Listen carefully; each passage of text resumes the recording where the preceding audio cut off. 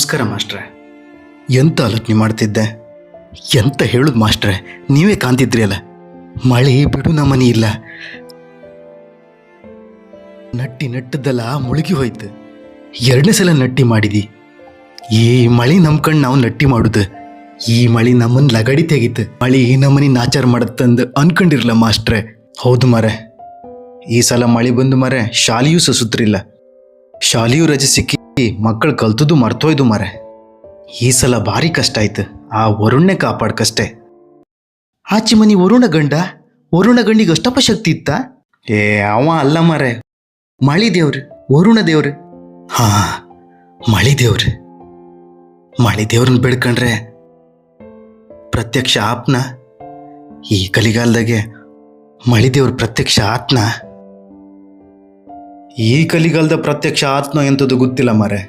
ಆದರೆ ನಿನ್ಕಂಡಾಗಿದ್ದಾರೆ ಒಳ್ಳೆ ಮನ್ಸಕ್ಕೇನ್ರೆ ಪ್ರತ್ಯಕ್ಷ ಆಪ್ಗೂ ಸಾಕು ಮಾರೆ. ನೀವೊಂದು ಪ್ರಯತ್ನ ಪಟ್ಟು ಕಾಣ್ಲಕ್ ಬೇಡ್ಕಂತೆ ಮಾಸ್ಟ್ರೆ, ಬೇಡ್ಕಂತೆ. ನೀವು ಹೇಳ್ರಿ ಅಲ್ಲ, ಪ್ರತ್ಯಕ್ಷ ಆಪ್ಗೂ ಸಾಕು. ಎಂತ ಹೇಳಕ್ ಮಾಸ್ಟ್ರೆ, ನಾ ಎಂತ ಅಂದು ಬೇಡ್ಕಂದೆ? ಸಮ ಎಂತ ಹೇಳ್ತಾರ ನಂಗೂ ಗೊತ್ತಿಲ್ಲ. ವರುಣ ದೇವಾಯನ್ ನಮಃ ಅಂತ ಹೇಳ್ಕಂಬ. ಪ್ರತ್ಯಕ್ಷ ಆಪ್ಗೂ ಸಾಕು. ಎಂತದೆ? ವರುಣ ದೇವಾಯನ್ ನಮಃ. ಅಡ್ಡಿಲ್ಲ ಬೇಡ್ಕಂತೆ. ವರುಣ ದೇವಾಯನ್ ನಮಃ, ವರುಣ ದೇವಾಯನ್ ನಮಃ, ವರುಣ ದೇವಾಯನ್ ನಮಃ, ವರುಣ ದೇವಾಯನ್ ನಮಃ, ವರುಣ ದೇವಾಯನ್ ನಮಃ. ಓ ಮಳಿ ದೇವ್ರೆ, ನಿನ್ ನಂಬ್ಕಂಡು ನಟ್ಟು ಬೆಳುದ್ ನಾವು. ಕಾಪಾಡ್ದೇವ್ರೆ, ಪ್ರತ್ಯಕ್ಷ ಆಯಿ ನಮ್ಗೊಂದು ಪರಿಹಾರ ಕೊಡ್ದೇವ್ರೆ. ಭಕ್ತ ನನ್ನನ್ನು ಬರಮಾಡಿಕೊಂಡದ್ದೇಕೆ? ಅಡ್ಬಿದ್ದಿ ದೇವ್ರೆ, ಅಡ್ಬಿದ್ದಿ. ದೇವ್ರೆ, ಎಂತಕ್ಕೆ ಹಿಂಗೆ ಮಾಡ್ತೆ? ನಿನ್ನ ನಂಬ್ಕಂಡು ಬೆಳುದ್ ನಾನು. ನನ್ನ ನಂಬಿಕೆ ಮೇಲೆ ಯಾಕೆ ಹೊಡಿತೆ ದೇವ್ರೆ? 2 ಸಲ ನಟ್ಟಿ ಮಾಡಿದಿ, ಎಲ್ಲ ನೀರಾಗ ಮುಳ್ಕೊಂಡಿತ್ತು. ದೇವ್ರೆ, ಇನ್ನೂ ನಿಮ್ಮ ಕರುಣೆ ಇಲ್ಲ ನನ್ನ ಮೇಲೆ. ಎಂತ ದೇವ್ರೆ ಇದು? ಪಾಪದರೆಲ್ಲ ಕಷ್ಟಪಡ್ತಾ ಇದ್ರು. ಎಷ್ಟು ಜನ ಪಾಪದರ ಮನೆಯೆಲ್ಲ ಬಿದ್ದೋಯ್ತು, ಎಷ್ಟು ಮುಗ್ದ್ರೆಲ್ಲ ಬಲಿಯಾದ್ರೆ. ಎಂತಕ್ಕೆ ದೇವ್ರೆ ನಮ್ಮ ಮೇಲೆ ಕರುಣೆ ಇಲ್ಲ ನಿಮಗೆ? ಪ್ರಕೃತಿಯ ಒಡಲಿಗೆ ಕೈ ಹಾಕಿ ದೋಚಿದ್ದರ ಪರಿಣಾಮವಷ್ಟೇ.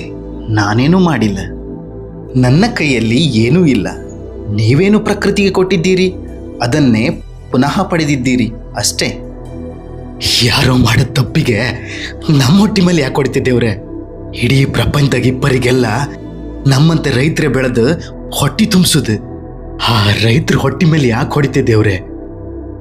ಹೀಗೆ ಹೇಳಿದರೆ ಹೇಗೆ? ಒಂದು ತೊಟ್ಟು ವಿಷವನ್ನ ಆಹಾರಕ್ಕೆ ಸೇರಿಸಿದರೆ ಆ ಭಾಗ ಮಾತ್ರ ವಿಷವಾಗುತ್ತದೆಯೇ? ಪೂರ್ಣ ಆಹಾರ ವಿಷವಾಗುವುದಿಲ್ಲವೇ? ಅದೇ ರೀತಿ ಯಾರೇ ಅನ್ಯಾಯ ಮಾಡಲಿ, ನೀವೆಲ್ಲರೂ ಪ್ರಕೃತಿಯ ಭಾಗ.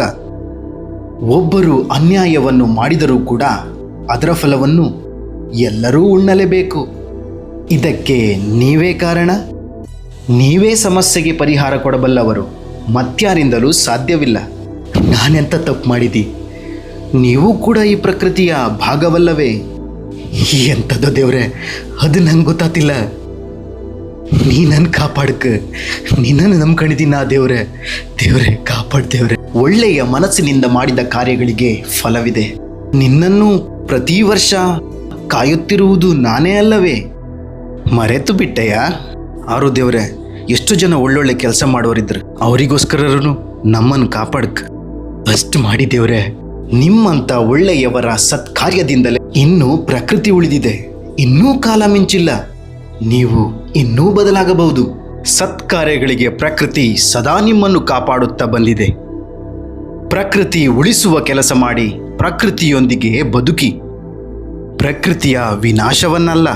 ನನ್ನ ಪರಿಧಿಯೊಳಗೆ ಎಷ್ಟು ಕೆಲಸ ಮಾಡೋಕತ್ತ ಅಷ್ಟು ಕೆಲಸ ಮಾಡ್ತೆ. ಪ್ರಕೃತಿ ಬಗ್ಗೆ ಆಲೋಚನೆ ಮಾಡುವಂಗೆ ನಾನು ಪ್ರಯತ್ನ ಪಡ್ತಿದ್ದೇವ್ರೆ. ಪರಿಸರ ಉಳಿಸೋಕೆ ನಾನು ಎದುರು ನಿತ್ಕ ಹೋರಾಡ್ತೆ.